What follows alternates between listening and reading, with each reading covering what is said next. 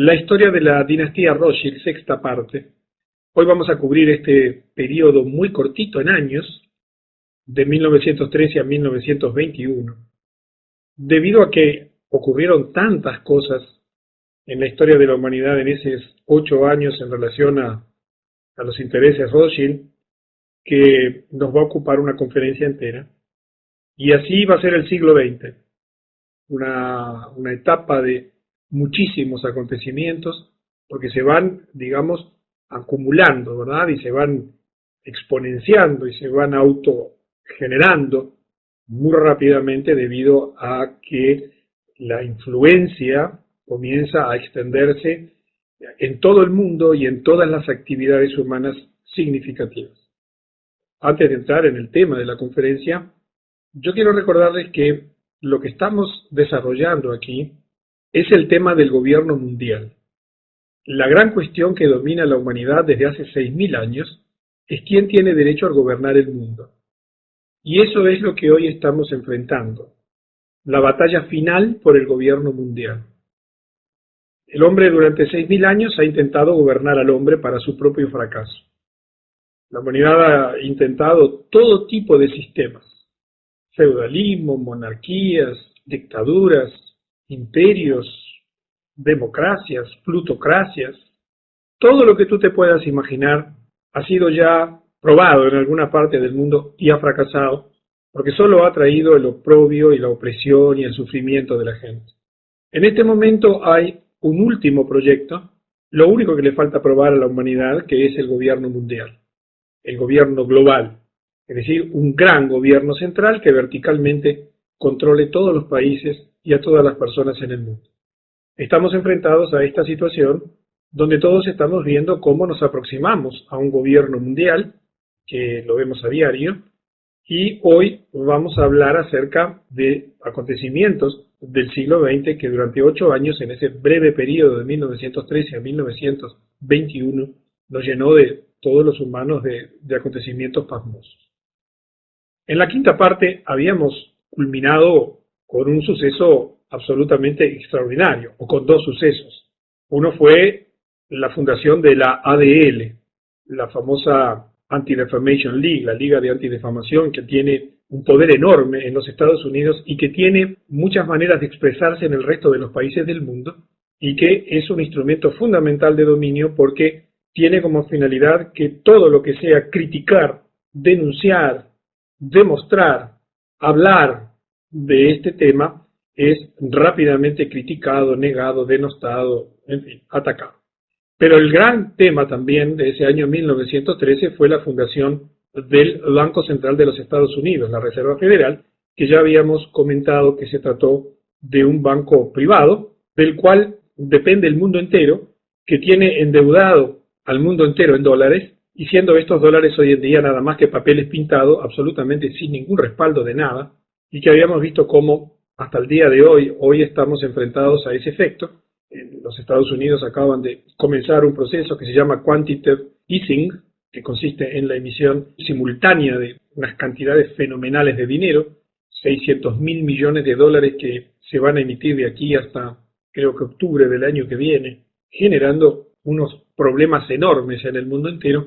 Y ahora ustedes han visto esta reunión que hubo esta semana del G20, en donde, bueno, no se pusieron de acuerdo porque, claro, todos los países quieren defenderse de la devaluación fenomenal que está ocurriendo en Estados Unidos y que va a ocurrir cuando finalmente toda esa cantidad de dinero se vuelque a la plaza, porque significa un ataque decidido al dólar para destruirlo, para devaluarlo finalmente, con la excusa de que de ese modo se van a fortalecer a la economía norteamericana mediante posibilidades de exportar más y demás. Y estamos enfrentados a la famosa y actual guerra de divisas, donde la China tiene un papel central y que, bueno, va a tener un efecto devastador en las finanzas y en la economía del mundo entero en los próximos meses.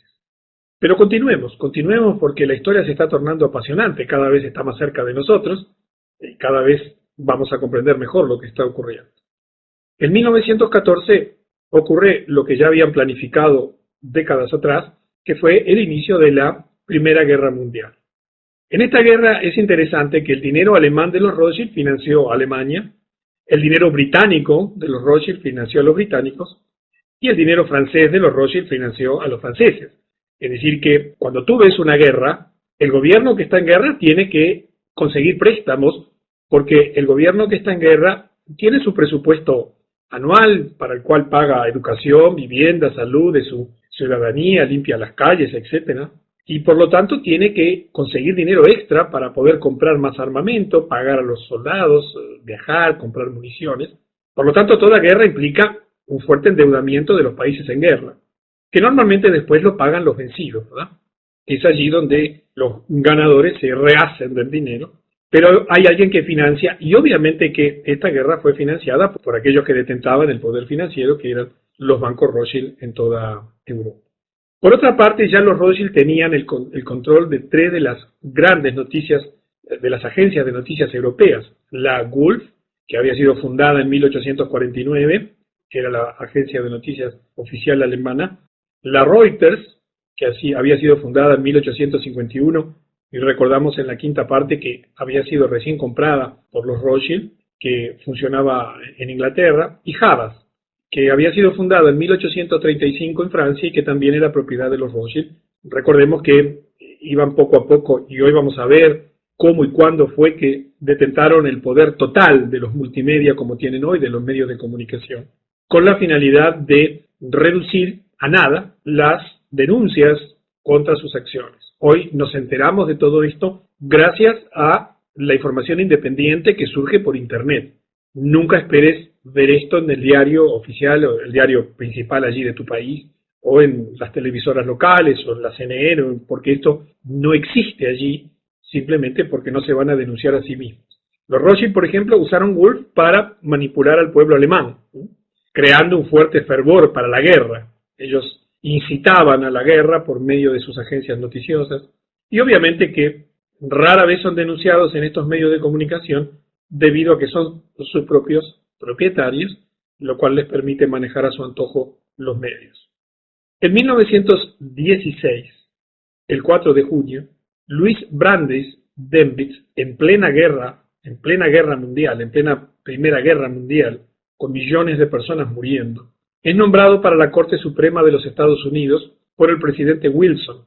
Recordamos que había sufrido un chantaje del cual salió porque este abogado Samuel Untermyer, de un bufete muy importante, pagó los $40,000 del chantaje, pero con la condición de que, llegado el momento, a la Suprema Corte de la Justicia de los Estados Unidos iría una persona de confianza de ellos, y llegó la oportunidad. Y allí se colocó a este señor, que es muy importante también en la historia Rothschild y en la historia de la humanidad, Louis Brandeis Dönitz. El juez Brandeis era también el líder electo del Comité Ejecutivo de Asuntos Sionistas, cargo que ocupaba desde 1914. Esto es muy importante, ¿sí? Recordamos que se había creado la organización sionista, había un comité sionista internacional, y él había sido el líder electo de ese Comité Ejecutivo de Asuntos Sionistas desde 1914, y va a tener una participación fundamental en el siglo pasado en el desarrollo de los acontecimientos. En la mitad de la Primera Guerra Mundial, allí en 1916, Alemania estaba ganando la guerra, ganando claramente la guerra. ¿Por qué? Porque recibía un financiamiento de los Rothschild mucho mayor que Francia, Italia e Inglaterra. ¿Por qué los Rothschild, que eran los que financiaban, hacían esto? Porque los Rothschild no querían apoyar al zar de Rusia, que tenía el favor estaban asociados junto con Francia, Italia e Inglaterra. Entonces se produjo un hecho significativo. Alemania, a pesar de que estaba ganando la guerra, y sin que un solo soldado extranjero hubiera ingresado en territorio alemán, ofreció el armisticio a Gran Bretaña, sin exigir reparaciones de guerra. Y en diciembre de este año ofrece el armisticio a Alemania a Gran Bretaña mientras iba ganando la guerra, en condiciones absolutamente favorables para sus intereses y sin pedir ninguna reparación. Los Rothschild estaban ansiosos por asegurarse que eso no ocurriese, ya que estaban esperando para hacer mucho más dinero con esta guerra. Entonces, en este mismo año, mientras los británicos estaban considerando la oferta alemana, el agente Rothschild, este juez Louis Brandeis, envió una delegación sionista, recuerdan que él era el principal del Comité de Asuntos Sionistas, de los Estados Unidos a Gran Bretaña. con la promesa de involucrar a los Estados Unidos en la guerra del lado de los británicos, siempre y cuando los británicos se comprometiesen a dar la tierra de Palestina a los Rothschild. Recordamos que en la quinta conferencia vimos cómo había comenzado un proyecto de apropiarse de una tierra, la tierra palestina, con la finalidad de construir allí la nación judía, y habían enviado una serie de colonos a colonizar eso con dinero de la propiedad de los Rothschild. Los Rothschild querían Palestina por la siguiente razón: ellos tenían grandes intereses comerciales en Lejano Oriente, deseaban su propio Estado en esa área, junto con sus propias fuerzas armadas, que podrían utilizar como arma frente a cualquier Estado que amenazase sus intereses. Allí tenemos la foto de Louis Brandeis, y del lado derecho una foto muy interesante. Es una foto de Louis Brandeis en Palestina en 1919, tan solo 3 años después, junto a soldados británicos y a Chaim Weizmann, que fue el primer presidente de Israel años después. Es decir que, mientras que se iba desarrollando la guerra, los Rothschild, que financiaban a todas las partes, iban creando un escenario muy favorable para después de la guerra, escenario mediante el cual el recuperar Palestina para sus intereses, o el tener a Palestina para sus intereses, iba a ser absolutamente importante. Los británicos aceptaron el acuerdo, basado en la oferta de entregar Palestina a los Rothschild, y los sionistas en Londres informaron a sus contrapartes en Estados Unidos del acuerdo logrado. En ese momento, y de repente, la prensa en Estados Unidos cambió por completo. Todos los periódicos importantes de Estados Unidos, que hasta ese momento habían sido pro-Alemania, comenzaron con encendidas piezas publicitarias en contra de Alemania. Y allí comenzó una difamación y una mentira oficial brutal, con artículos tales como que los soldados alemanes matan enfermeras de la Cruz Roja, soldados alemanes cortan manos de bebé, etc., con el fin de manipular a la opinión pública norteamericana en contra de los alemanes. Lo mismo que hacen hoy en contra de los musulmanes, o lo mismo que en su momento hicieron en contra de los japoneses. Esto es parte de las operaciones de prensa, de desinformación y de difamar a quienes a ellos se les ocurre y alterar la realidad a su antojo. Y es interesante que en ese mismo año, el presidente Woodrow Wilson, que realizaba una campaña política por la reelección bajo el lema Woodrow Wilson 1916, él nos mantendrá fuera de la guerra, allí tienen el afiche de aquella época, el afiche original, después se tuvo que retractar porque en ese mes de diciembre los alemanes y sus aliados ofrecen las condiciones para el fin de la guerra a los británicos.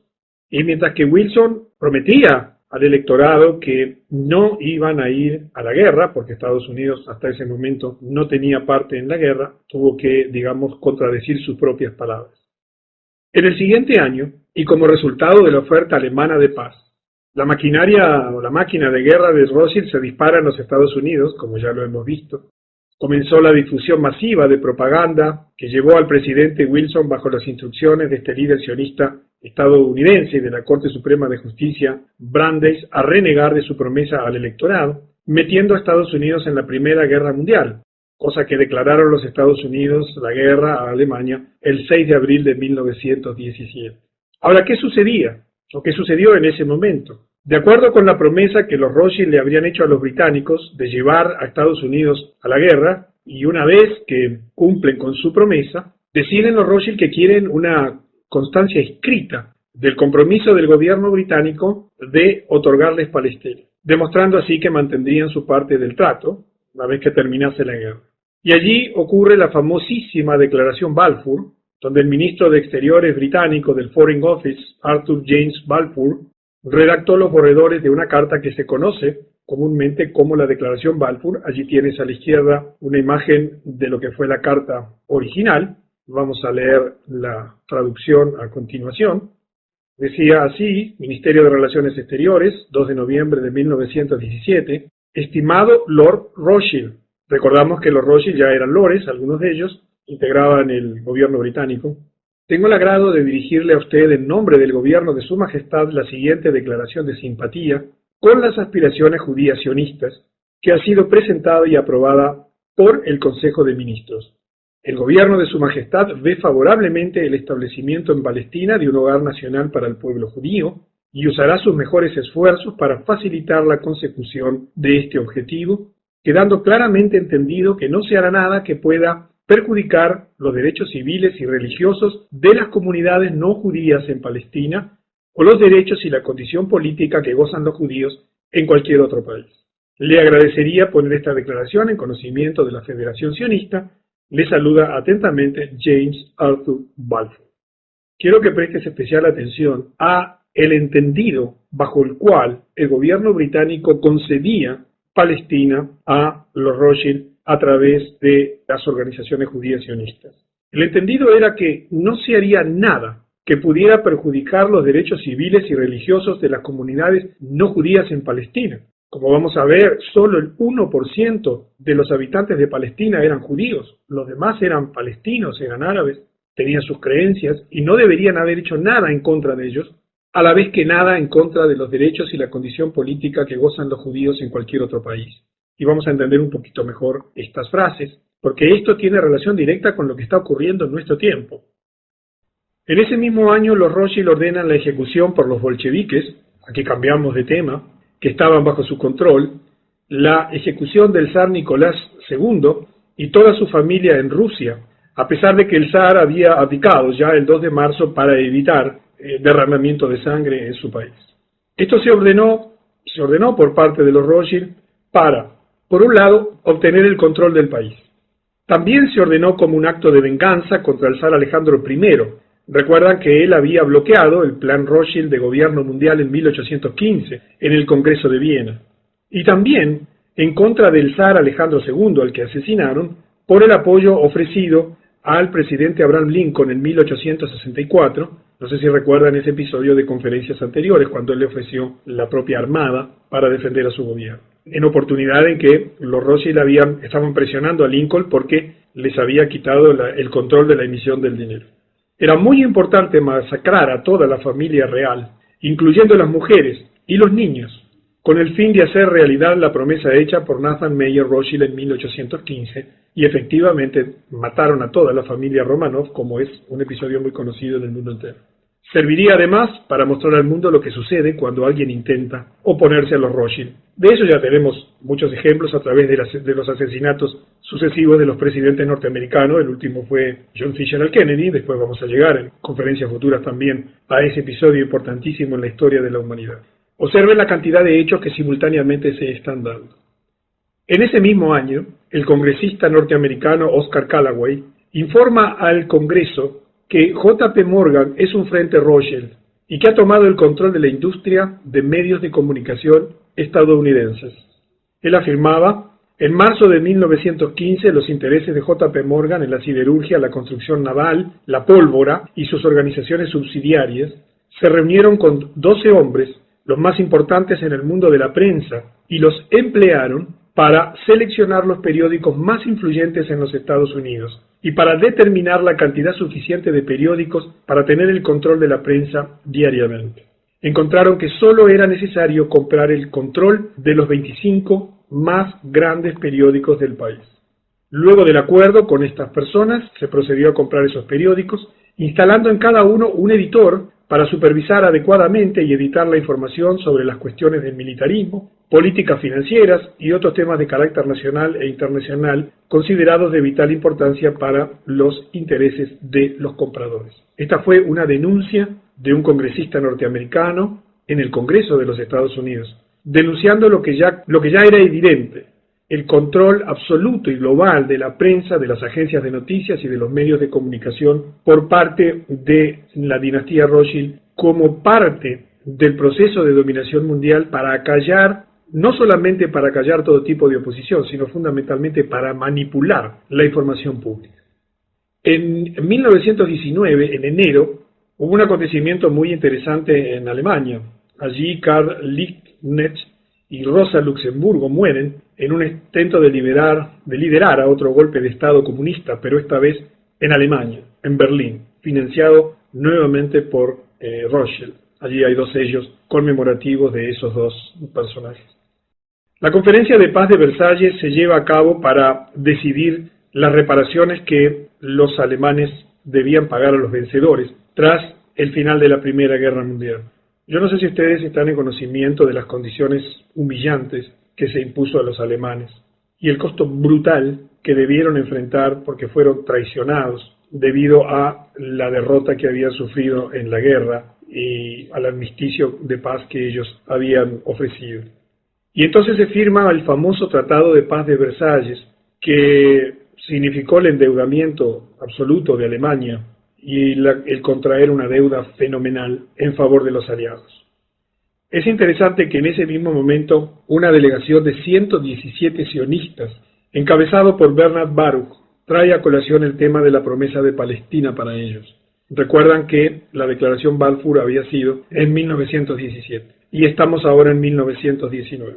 En este punto, los alemanes se dieron cuenta que habían sido traicionados y se dieron cuenta por qué los Estados Unidos se habían puesto contra ellos y bajo qué influencia, obviamente la de los Rothschild, porque los Estados Unidos estaban fuera de la guerra y los alemanes no entendían por qué se había puesto en guerra con ellos, si nada habían hecho los alemanes en contra de los norteamericanos. Y la excusa fue, o el verdadero argumento fue, esta intención y esta promesa del gobierno inglés de conceder Palestina a cambio de la intervención de los Estados Unidos en la guerra, lo cual naturalmente volcó los intereses, el transcurrir de la guerra en favor de los aliados. Los alemanes, por supuesto, se sintieron traicionados por los sionistas. Esto se debió a que en el momento en que los Rothschild hicieron su acuerdo con Gran Bretaña para Palestina a cambio de traer a Estados Unidos a la guerra, fíjense que Alemania era el país más amigable del mundo hacia los judíos. Yo no sé si estás en conocimiento que en el Edicto de Emancipación Alemán de 1822 se garantizaba a los judíos de Alemania todos los derechos civiles de que gozaban los alemanes. Alemania fue el único país de Europa que no impuso restricciones a los judíos, inclusive dándoles refugio, cuando tuvieron que huir de Rusia después del primer intento de golpe fallido del Estado comunista en el año 1905. Hay una historia muy extensa sobre eso, allí tienes una ilustración sobre el tema. Es decir, que cuando vino el pogrom en 1905, allí el intento de golpe de Estado comunista en Rusia, como falló, bueno, los judíos que estaban en la avanzada de eso tuvieron que huir, y Alemania fue el único país que los aceptó sin imponerle condiciones, inclusive dándole refugio. La verdad histórica es que Alemania era un país amigo de los judíos, y se sintieron por tanto traicionados por estas organizaciones sionistas que utilizaron una herramienta más, una de las tantas estratagemas que han hecho a lo largo de la historia. A pesar de todo, los Rothschild sostuvieron la ventajosa negociación, sin importar que se había derramado la sangre de millones y que se seguiría derramando, y como resultado Palestina se confirmó como la patria judía. Al mismo tiempo que para garantizar la autoridad de los Rothschild, Palestina permanecería bajo el control de Gran Bretaña, en tanto que Gran Bretaña a su vez era controlada por los Rothschild. Recordemos que Israel viene a ser reconocida como nación y constituida y fundada como nación en 1948, y que en realidad lo que había habido hasta ese momento era un acuerdo sobre la tierra de Palestina, pero que todavía no estaba fundado como nación. En ese momento, como te comentaba antes, menos del 1% de la población de Palestina era judía, y curiosamente, el anfitrión de la Conferencia de Paz de Versalles era su jefe, el barón Edmond de Rothschild. Yo no sé si esto te sorprende, si esto no te llama la atención, pero te vuelvo a repetir, el anfitrión de la Conferencia de Paz de Versalles era el jefe Rothschild, el barón Edmond de Rothschild. La Conferencia de Paz de Versalles incluyó un elemento fundamental también en la historia moderna. Se utilizó como un intento de los Rothschild para establecer un gobierno mundial, bajo el pretexto de poner fin a todas las guerras. Ese es el pretexto de la Liga de las Naciones, ahora lo veremos, y de las Naciones Unidas. Pero en realidad es un pretexto porque son guerras que ellos mismos están creando y financiando todo el tiempo como parte de su hegemonía mundial.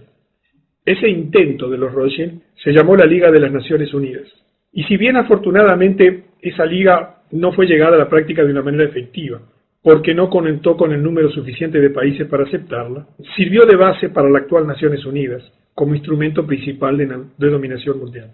No sé si sabes que las Naciones Unidas, que se crearon después de la Segunda Guerra Mundial, como veremos en próximas conferencias, es la continuadora, o la concreción, mejor dicho, de los intentos fallidos de los Rothschild durante el Congreso de Viena en 1815 y el Tratado de Paz de Versalles de 1919 para establecer la Liga de las Naciones. Porque lo que ellos necesitaban era un instrumento de dominación mundial que permitiese, a partir de esa institución, establecer las normas de funcionamiento para el mundo entero, como de hecho hacen las Naciones Unidas hoy, donde todo el Ministerio de Salud de tu país está absolutamente controlado por las Naciones Unidas, con acuerdos que ha firmado tu país, donde todos los sistemas de educación que hay en tu país vienen con directivas de la UNESCO, donde todos los sistemas de alimentación que hay en tu país, y lo vas a ver en los próximos años durísimos, vienen desde la FAO a través del Códex Alimentario, donde todo el sistema militar del mundo está gobernado por las Naciones Unidas a través de los distintos instrumentos que hay en cada uno de las áreas significativas del mundo. Debemos comprender de que se va apretando el circuito, se va perfeccionando el sistema que va a terminar en lo que hoy estamos viendo, un sistema de control mundial que está a punto de abatirse sobre todas las naciones del mundo.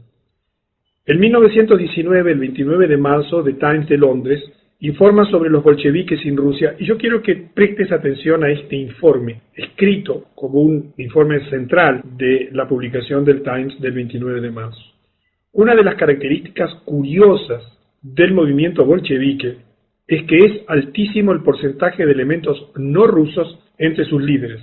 De los 20 o 30 comisarios o líderes que constituyen el mecanismo central del movimiento bolchevique, no menos del 75% fueron judíos, y allí tienes a continuación, que después cuando recibas el video lo puedes mirar más en detalle, una estructura que se estima era el sistema de financiación de la revolución bolchevique.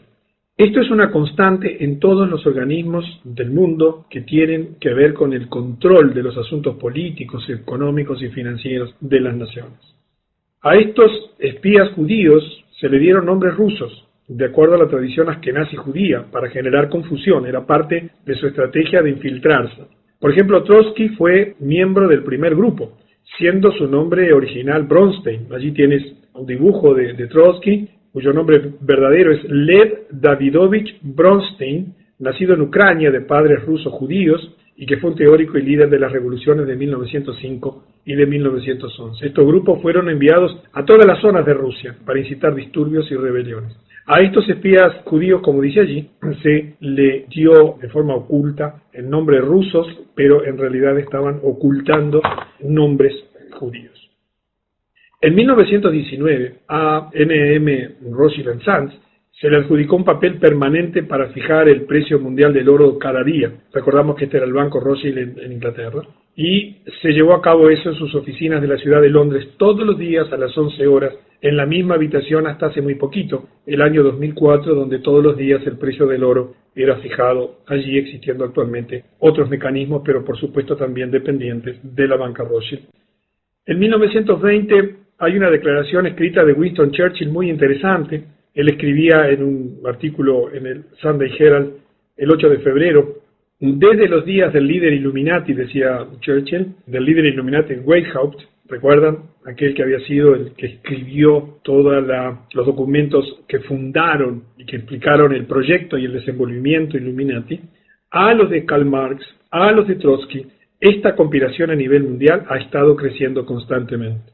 Churchill, que era también un historiador y un estudioso de la historia, sabía muy bien de lo que estaba hablando. Y agregó, y ahora por fin, esta banda de personalidades extraordinarias del submundo de las grandes ciudades de Europa y América se han apoderado del pueblo ruso, convirtiéndose en los dueños indisputables de ese enorme imperio. Para 1920, Churchill tenía la convicción, por conocimiento y convicción moral, que los Illuminati, por medio de la banca Rothschild, se habían transformado en los dueños indisputables de ese enorme imperio, lo cual, y esto lo agregamos aquí en la charla, les iba asegurando el control de toda la tierra, de todo el mundo, de todos los gobiernos. En 1921, el año siguiente de esta declaración de Churchill, y bajo las órdenes de Jacob Schiff, y acá vamos a llevar a otro episodio absolutamente central en la historia de la humanidad, se funda el Council. ¿Recuerdan? Jacob Schiff, ¿verdad? Había sido el gran brazo operador de los Rothschild en Estados Unidos, el que influenció a Woodrow Wilson, el que logró infiltrarse en el Senado y en el Parlamento de los Estados Unidos para conseguir una maniobra fraudulenta para obtener la Reserva Federal. Un hombre fundamental, recordamos en la historia, Jacob Schiff.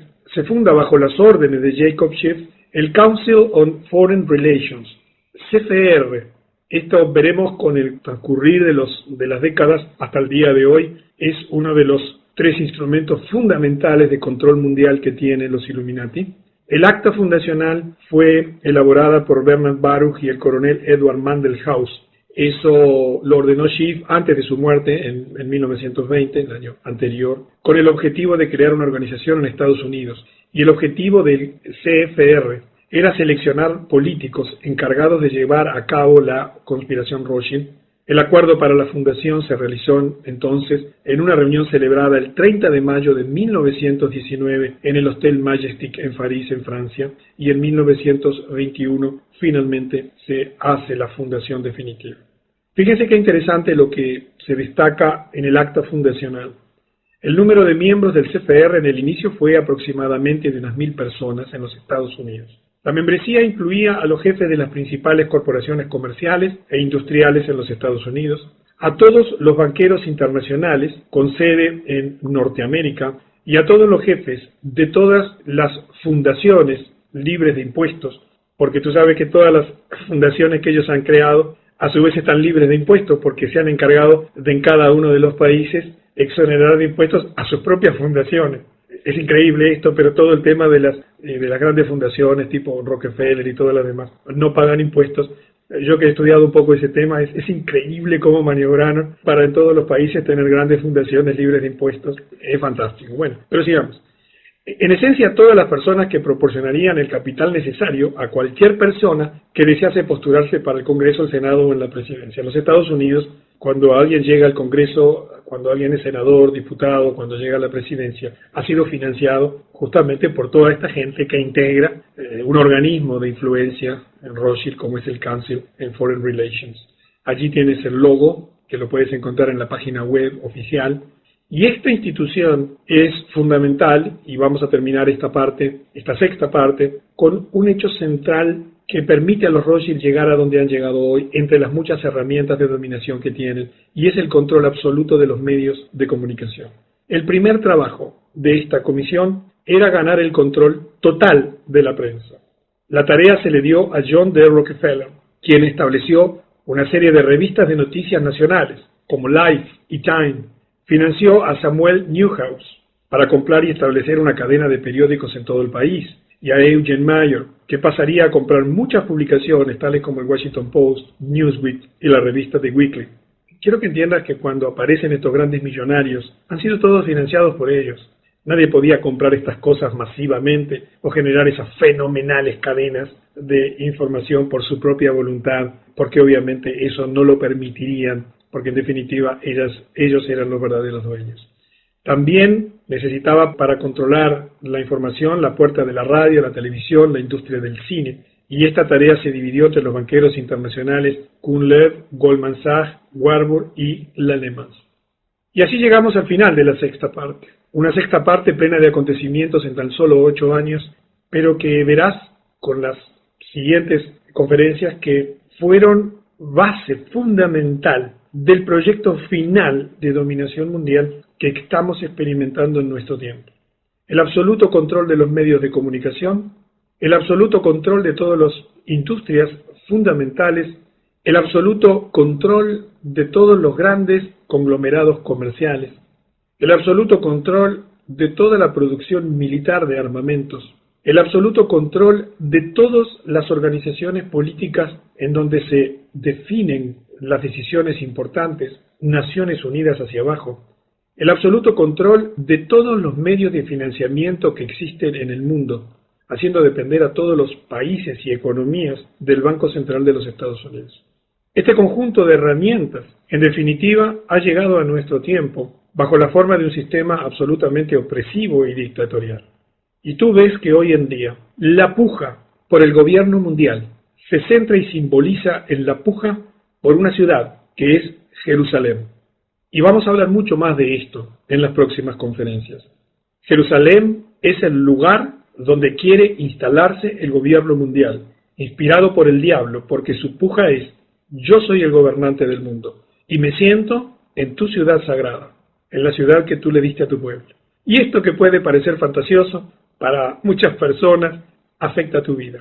Y quiero que entiendas que todo viene fraguándose de hace mucho tiempo, y por eso no se discute por una ciudad de África, o por París, o por Roma, o por Londres, o por una ciudad de Sudamérica, sino que toda la atención mundial está centrada en Jerusalén, en esa tierra, porque lo que está detrás de todo esto es un proyecto de dominación mundial religioso. Y así entonces llegamos al fin de la sexta parte de la dinastía Rothschild. Te espero en la séptima parte, donde vamos a tener nuevos y asombrosos acontecimientos en la historia moderna de la humanidad.